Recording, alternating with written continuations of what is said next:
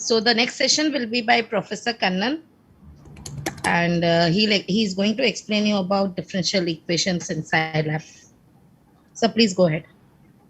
Good morning, everybody. How is the workshop coming along? Is it going okay? Okay, sounds good. So let me, I'm going to give a lecture cum demo, how to solve differential equations using Scilab. All of you would have come across differential equations. Here, I'm going to talk about numerical solutions to differential equations using Scilab. Okay. And it will be, as I speak, I will also demonstrate. Okay, there will be some theory. There will also be some demonstration. All the required files, whatever file I'm using, is made available to you in the additional content section. Okay, whatever that our team members have shared with you, all the files are there. I would encourage you to take them and use them whenever you feel comfortable. Okay. So let me share my screen first. So initially I will do this, but then soon you will see that I'll have to unmaximize it because I'm going to show 2-3 things together. This is the outline. Weight reduction has become very popular during the pandemic. People are not doing exercise. And so I'm going to, using that, I've constructed an example. I'm going to present an analytical solution to that problem. Numerical integration of the same system. And for numerical integration, I'll talk about, I'll make use of functions in Scilab. I will also present to you Euler's method. Then I will present one more example, predictor-prey system, wherein we'll do modeling first, and then Euler method. The same integrator that we used here will be used. Then I will present one other method. PDEs, I don't think we'll have time. So I'm going to skip this PDE part. Okay. So let's take up this hypothetical example. Here is a person with X kg weight who wants to reduce their weight. And they go to one of these shops that promise weight loss. And they say that there is a guarantee that 10% of the weight that person will lose. Whatever the weight that person has at the beginning of the month, you have to reduce 10% of that. That will be the weight at the end of the month. That is, in 1 month, they will lose 10% of their weight. Okay. So let us model it. Starting weight is 100 kg. Let's say, suppose this person has a weight of 100 kg. And so this is what we have. dx by dt, that is change of weight, is minus sign because that person is losing the weight. And it is 0.10% of 10% of the weight, and the weight is x. So it is minus 0.1 x. Okay. Is that clear? So now this is a very simple system. I would want you to see if you can integrate this and get a solution to this problem. I'm going to give you 2 minutes. See if anybody solves it. Okay, get on with it. Did anyone solve it?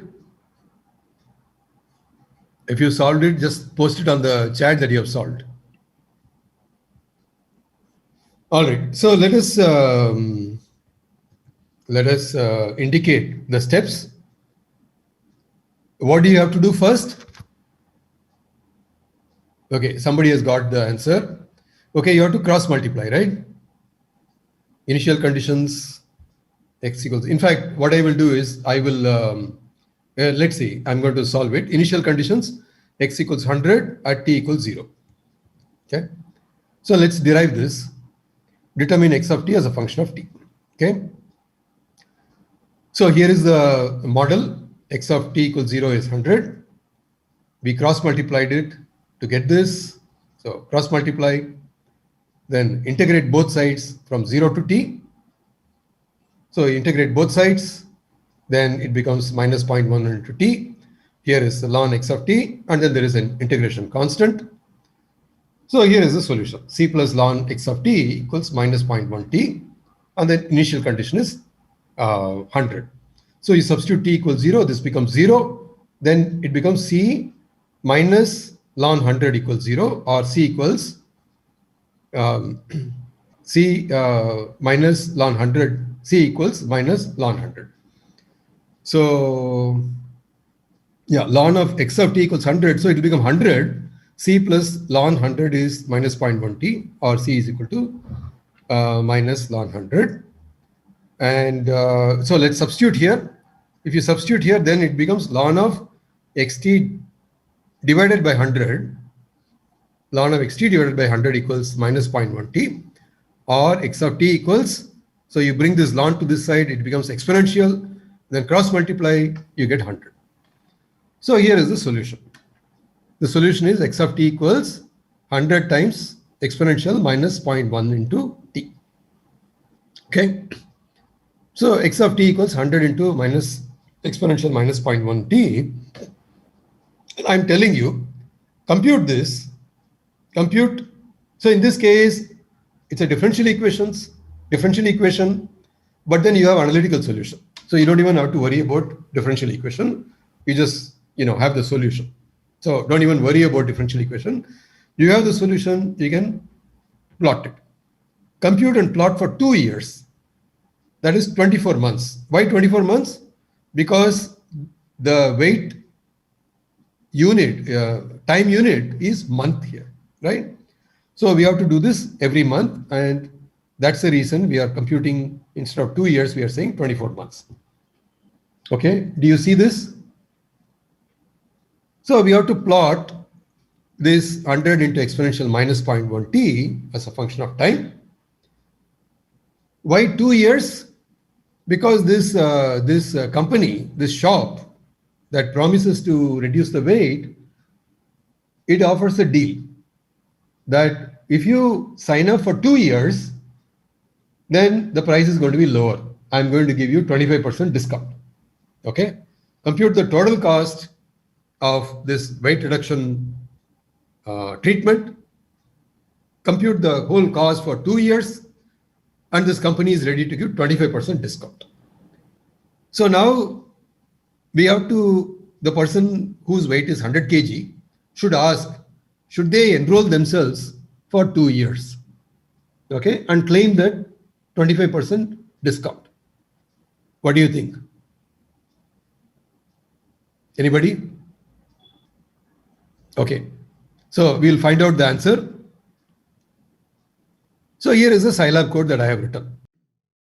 T equals 0 in increments of 1 all the way up to 24. Why 24? 24 months. So this is month, so we are going in increments of 1. And I am plotting using 2D, plot 2D. If you haven't done the plotting exercise, you will do it shortly, or you might have already done it.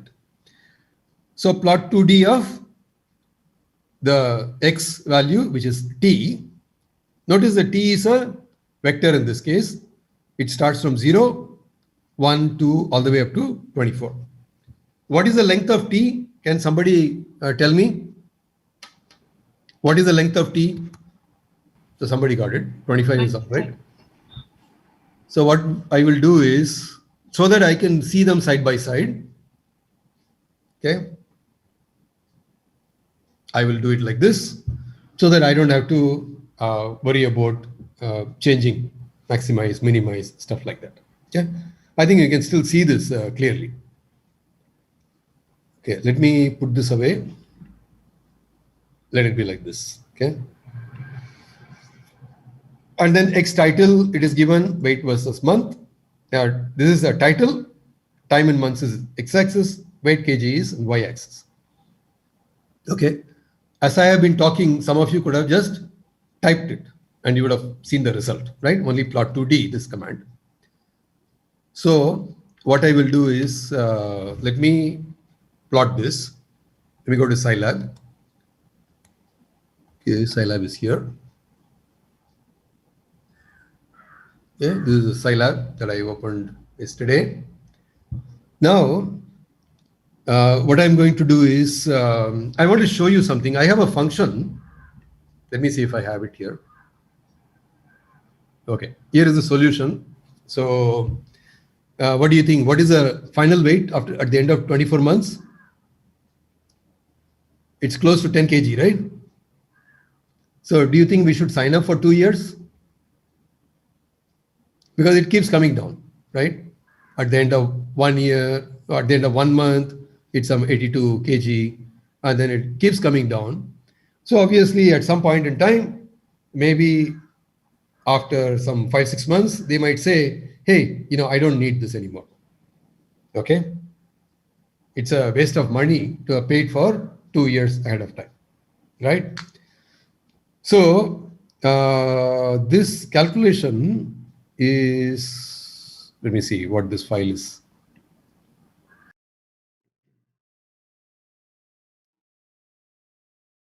I'm going to show you that weight annual.sci. Okay. So let me go to, it's called weight underscore annual.sci. So what I will do is, let me go here. So the command is exec weight annual.sci. Is it SCI or SCE? SCE, I have called it as weight annual.sci. Okay. I want you to see this carefully. Okay. I'm not sure. Maybe I should make it slightly bigger. Okay. So how do I do that? I think I should go here and then sit here or maybe here. Preferences and then fonts. Console is okay. So let me just see 13. Let me take it as 18. See what happens. Okay, let's apply. Okay, now you're able to see, right? Okay. Now I want you to see something very important because I have a file called weight underscore annual.sci and I'm trying to execute. Now you have to first check whether you are in the Scilab console, you are in the right folder, right directory. It turns out that I'm not in the current directory. So it says exec cannot open file weight annual.sci. Okay.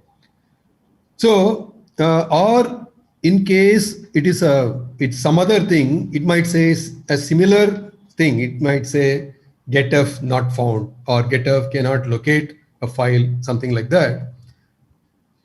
So I'm in users Kannan. So let me go there, Scilab. I'm in this folder. And the command I did was exec. What's the command? Wait. Annual dot. There is a tab completion. If I'm I'm going to press the tab. It automatically completes. That is another way to check. You don't have to type the whole thing. You press the tab. If the file is there, it will complete it. Then you can go ahead. Okay, there you are. The weight comes down. So there is absolutely no problem. It works beautifully. So you might ask, so what's the reason to learn to solve differential equations? Well, actually, this problem is a toy problem. Let's give something a little more complicated, right? Exact solution is okay for simple models. What if the model is complicated? So I have intentionally created a complicated model, intentionally complicated a system, so it becomes like this. I would want you to tell me whether you can, solve this. Once again, I think you will solve it for whatever, 24, 10, 20, whatever, right? 24 is what I have selected. Does anybody have any comment on how you will solve this? Supposing I want you to solve it analytically, how will you solve it? And after you tell me, you have to tell me also how long it will take to solve it. Okay, I'll give you this problem and I'll say solve it. Any thoughts? What do you think? Any answer? Nobody can. Same method. Which method? How can the same method work? How will you dx by this whole thing? How will you integrate? And you have x squared also, right? X squared dx equals this. Then, of course, you can do that. And then x cubed by 3, then you'll have to take cube root, right, of this. Should we take the different transform of the differential equation? Okay. So it is actually, I have created something, it can be made even more difficult. The point I want to say is there are times when you would want to do numerical integration. That's the point I want to create. The point I'm making is that there are instances when you would want to resort to numerical solution. Okay. In fact, the next problem is going to be even more difficult. But let's take this problem and let's come up with a numerical solution to this. And then I have already told you that it is going to be explicit Euler. Okay, analytical solution is difficult to find. So let us look for a numerical solution.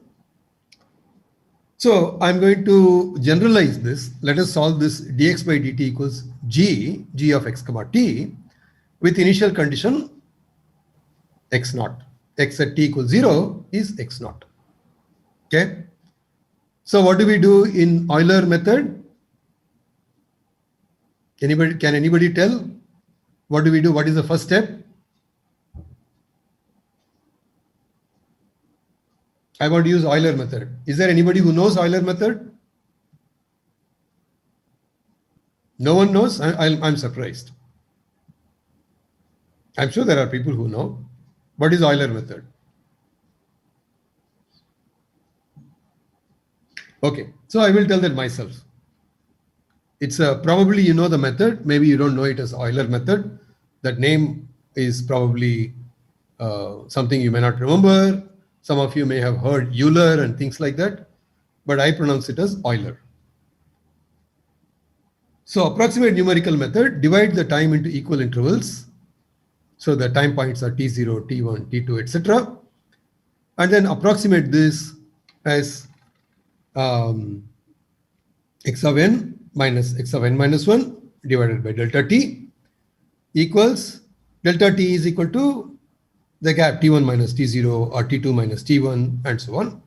It is g of xn minus 1. So what you have to remember, very important thing, is here you have taken xn minus 1 by delta t. Here in the place of x and t, you are taking x of n minus 1. So we will start with n equals 1. We'll take n equals 1. This will become g of x0, x of t0, which is x0, and t0. What is t0? It is time equals 0, right? So this is the Euler method for integration. So what do? We cross multiply and bring this xn minus 1 to the right hand side. Okay, cross multiply and then bring this xn minus 1 to this. So you get this. Is that okay? We know x of 0 because we know t of 0, which is 0. X at t equals 0 is x of 0. So I know that. So I substitute here, I know delta t. So I get x of 1. So starting with x of 0, I can get x of 1, x of 2, x of 3, and so on. I can march forward. I can get the whole thing for the entire duration, right? Okay. So here is the example revisited. This is the dx by dt, this whole thing. with the initial condition given as 1. This is the Euler method. Okay. And okay, we saw the solution. Solution is here. I think one line is missing here. Okay, I'm going to show you this code, run diff1. Okay, run diff1. Now I want to show you once again, let me change the directory again. And what happens if I say exec run diff1? Oh, it says cannot open file, run diff1. Okay, so let me go back. Because previously it gave some other error message. So I was trying to get that. Sometimes it said that getf was not found. So that is why I wanted to show you. It doesn't matter. You have to go to the correct directory and run diff1, right? Exec run diff1. Okay, there are two things I have. So diff1 is what I have. So let us execute this. Okay, I'm doing it for 24 up to t equals 24. Why is t equals 24? Well, actually, I could have chosen anything, but then I continued from the weight reduction model where I used 24. So I just copy pasted that code, I modified and so on. So I stayed with it. I have 24. Okay. And you can see the kink here. See this here? I don't know if you can see this. Let me make it bigger. See this here? So this is because of numerical errors, because there are numerical errors. Can somebody tell me how to reduce a numerical error? Supposing I want to reduce that error, what should I do? This is something I'm sure you know. Yeah, reduce the step size. So let's reduce the step size. Okay. So for example, we are taking delta t to be 1. Okay. Delta t is 1. So let me, I have opened this file again here already. One second. Yeah, this is the one. So let me go back and change this to 0.1.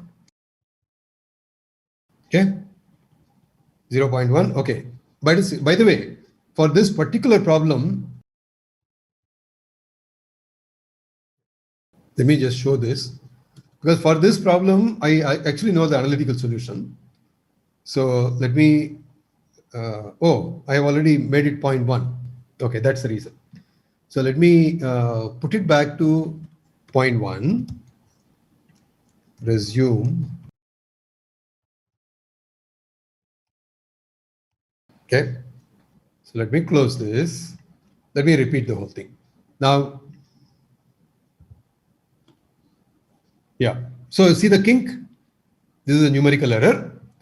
And here it says this 1, that is because I have a pause command. Here is a pause command. Where is it? It's here. Okay.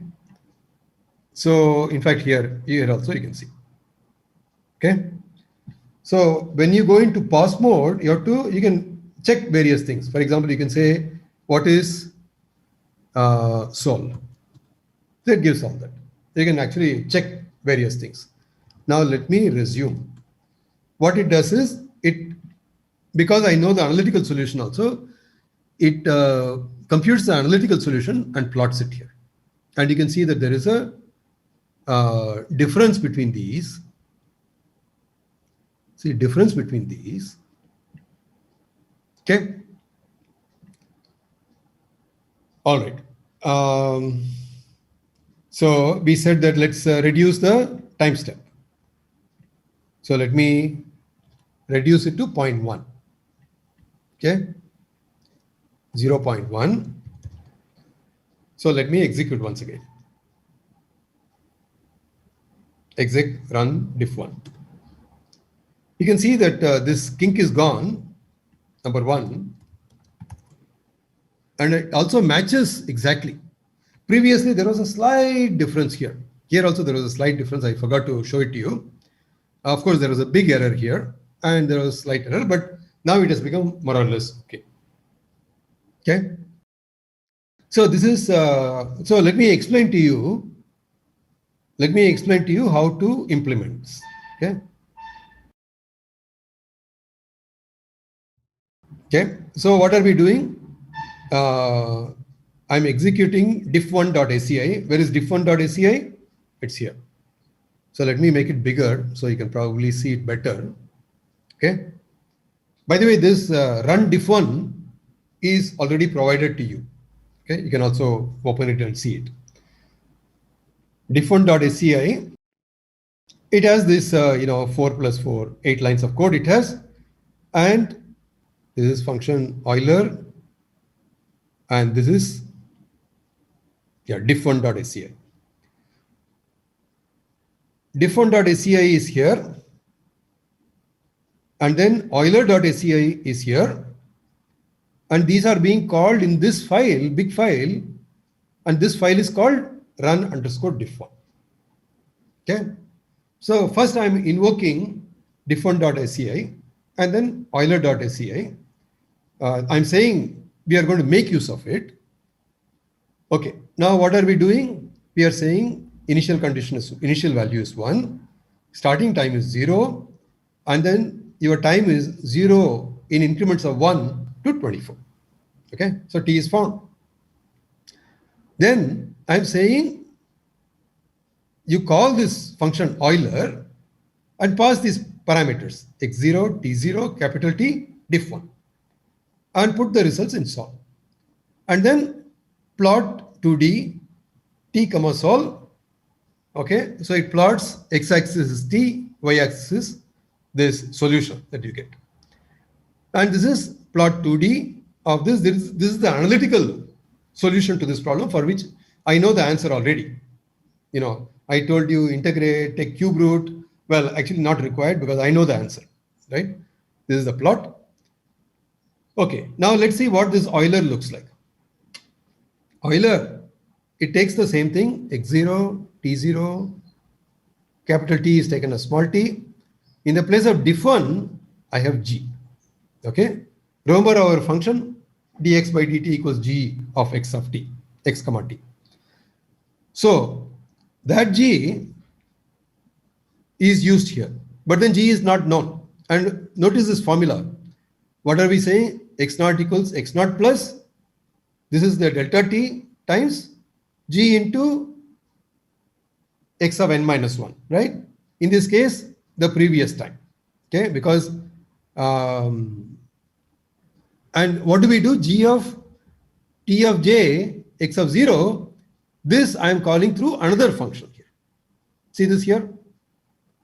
So this g is to be computed, and then, sorry, I didn't explain how this diff1 is obtained. What it does is it first computes diff1 using this. Okay. Say Euler x0 t0 t diff1. If you do that, what will happen is it will compute x dot. X dot will also be length 25. So let us see whether we can find this. Let's go to Scilab window, x dot. Okay. It is not found because it is somewhere here, because x dot is calculated, sorry, diff1 is available. So let's do diff1.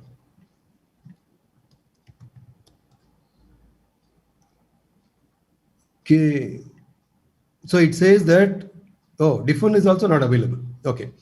So what it does is, it says that wherever diff1 is there, you have to call this function. Okay. So it is going to be computed at runtime. So diff1 of t comma xj, so it will assign t of j, okay, and x of 0. Every time it says g is diff1 is this. So that's how it is computed. Okay. All right. So what we could do is we could go to Euler.sci.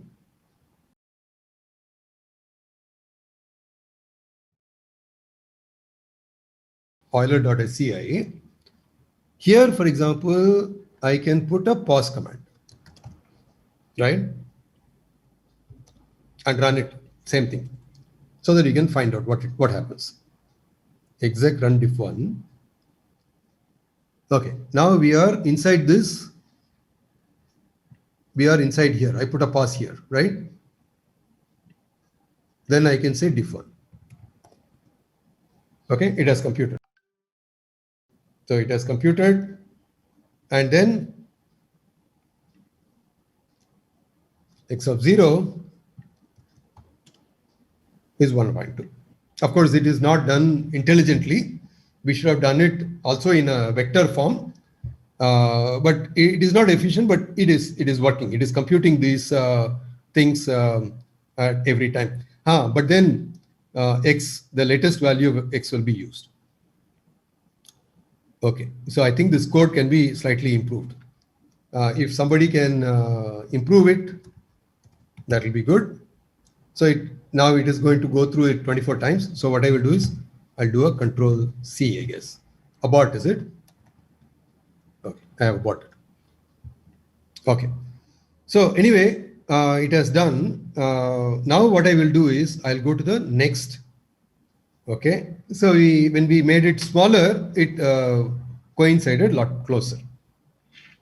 Now I'm going to take a predator-prey problem.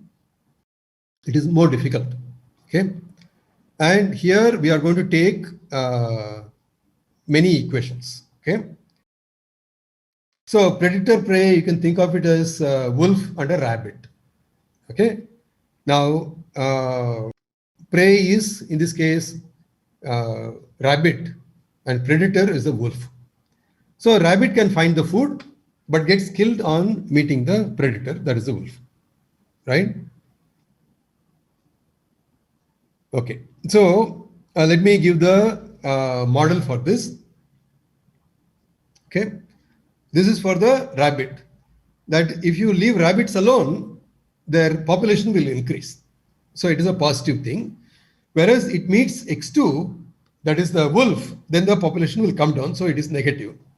Whereas for predator, if predators are left alone, that means now nobody else is around, it won't have the food, so they will their population will decrease.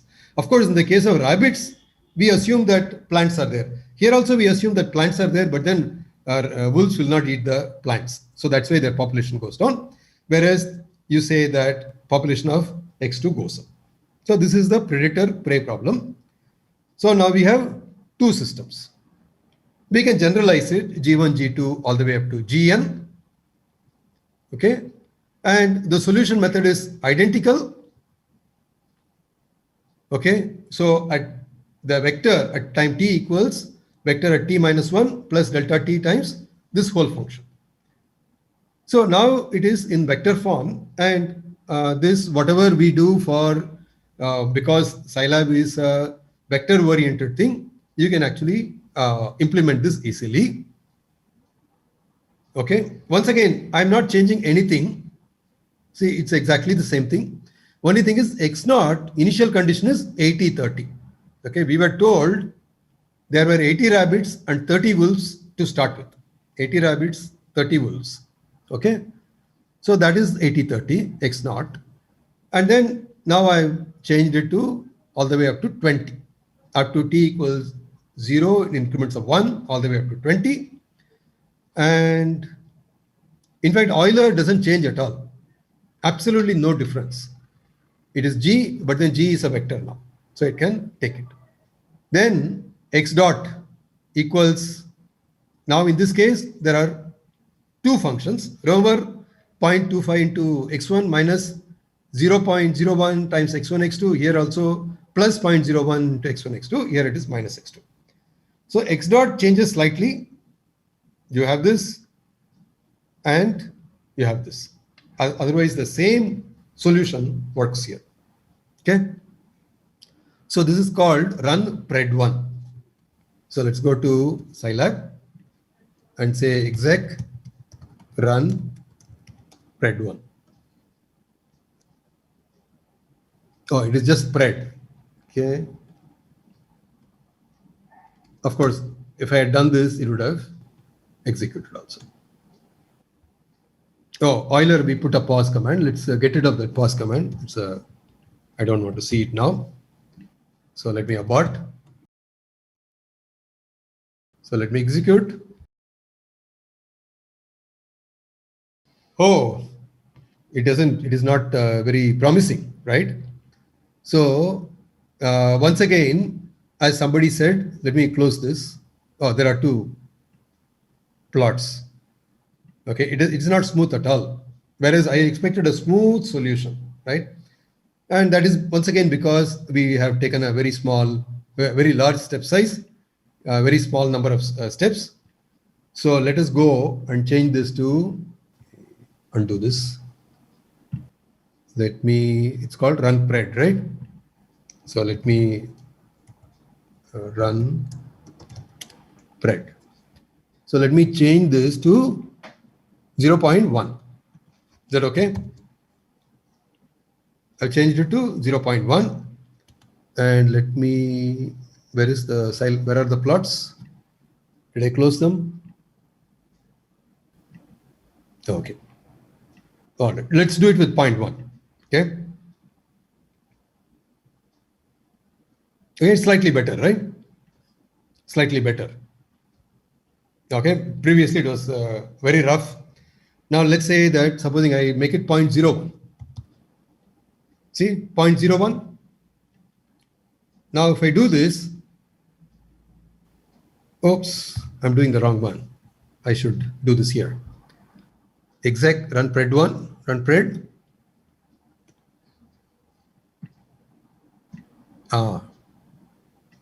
Okay. Let me close this.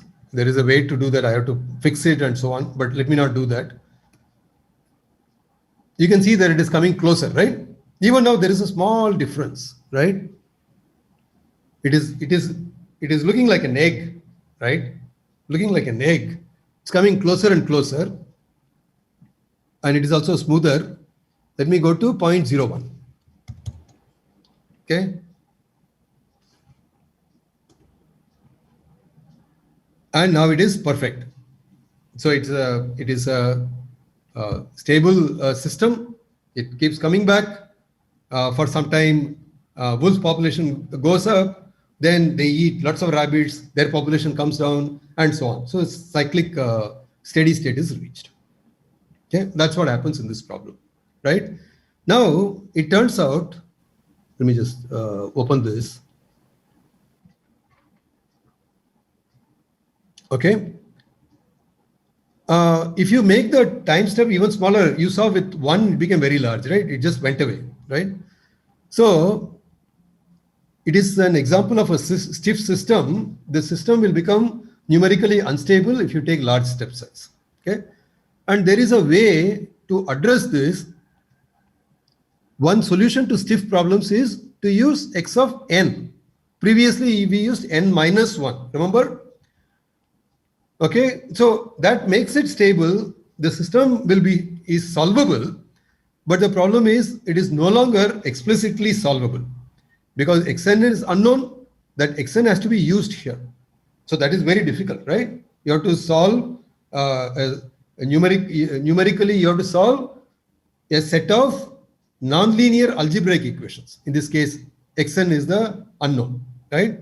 So how do you solve it? You have to solve it by Newton's method or something like that. Now, it turns out that this Scilab already has this implemented. That means you don't have to write this Euler. It is, let me just show that to you, what it looks like. Required solution by trial and error as g of x and tn is unknown. Scilab has state-of-the-art methods, ODE, to solve such systems. Okay, derived from ODE pack. FOSS in use for 30 years. Bugs have been removed by millions of users. So here it is.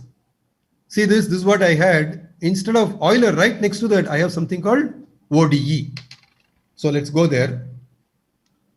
And just for illustration purposes, let me go back to 1 and let me comment this and let's come here. Okay. I'm taking time steps of 1, right? Because look at this T. Look at this T. Do you see this here? But I'm using solution equals ODE. I'm using the same thing. In fact, that's how I wrote Euler. I wrote Euler so that the parameters will look identical, right? Now it comes like this, right? Previously it was diverging. So let's go to 0.1, 0.1. So let me close this. Let me close this. Let's do it for 0.1. See, beautifully it is working, right? If you recall, let me comment this again. Now I'm using Euler. I'm using Euler. I have not changed the time step. It is 0.1. For example, what is T? T comes like this, right? So let's close this. And let me run this again. It'll look bad because I'm using Euler method. That is because it is explicit method. So, okay, I'm not sure what happened to this other plot. Okay, so let's do this. Let's do this. So 0.1 itself, it is coming beautifully. All right. So what is the benefit? The benefit is, of course, you have to solve system of algebraic equation by trial and error. But then the benefit is, instead of taking 0.001, right, you need to take only 0.1. It works beautifully. In fact, maybe even 0.1 is not required.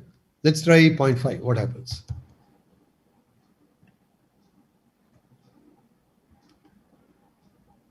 It's 0.5. It's very close, right? Very close. In fact, if I change it to 0.25, it may be, I think it may be as good. Let's do 0.25.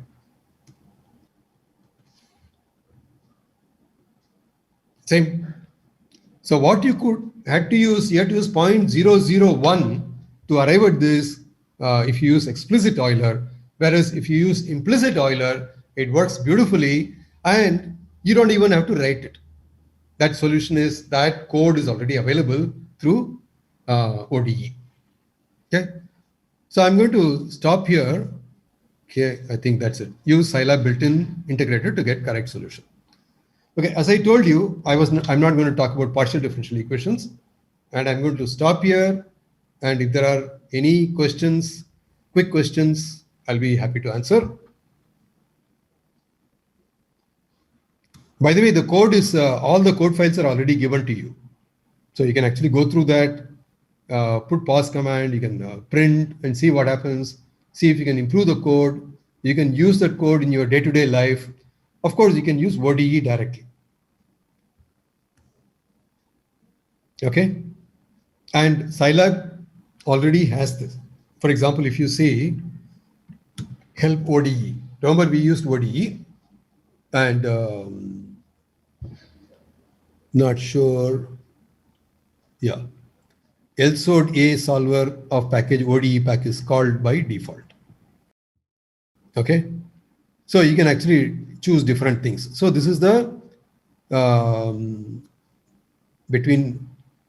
it automatically selects between non-stiff predictor corrector Adams method and stiff BDF method.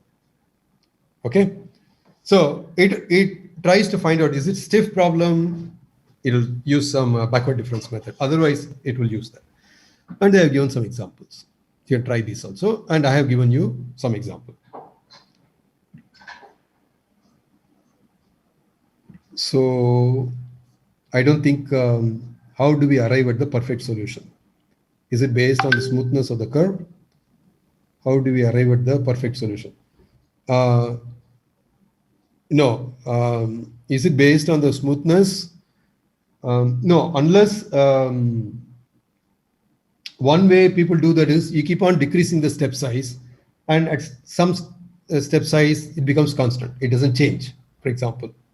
So you can say that numerical instabilities are removed. Okay. But then you need to have some other way to validate those points. Yes, it is perfect solution. So that you could get from some indirect method, some physics or something like that. Because it is a problem for which you don't have analytical solution. If you don't know the analytical solution, how do you check it is correct?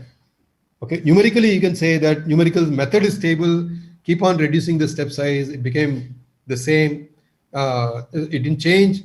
So it seems to be working okay. That is one way. But how to say this, that it is correct answer, you have to check it indirectly, some other way. How can a function name be given in a function definition of Euler? Sol, Euler, where predis. Okay, can you please show Euler definition? By the way, do you not have access to this file? Vinita, can you tell where they can find this file? So the zip file is available in the additional material drive, which we have shared in the guidelines email. Yeah. Akhil, can you just take it from there? Additional material and take it from there. So it's already there, but let me just show you what it looks like. So this is Euler. Okay. How can a function name be given in the function definition Euler? Function name be given in the function definition. So, this is function definition. So here is the function definition Euler. Okay. So how can you do that? So I'm doing it. You can, okay. Yeah, files are there in the file to CD, right? So there are not many other questions. So that's okay. So with that, I will stop. Thanks for your interest, because I have already eaten into next speaker's time, and your lunch is going to be delayed because of that. But I will leave you with Rashmi next. Okay, thank you. Thank you, sir, for your nice differential equation talk.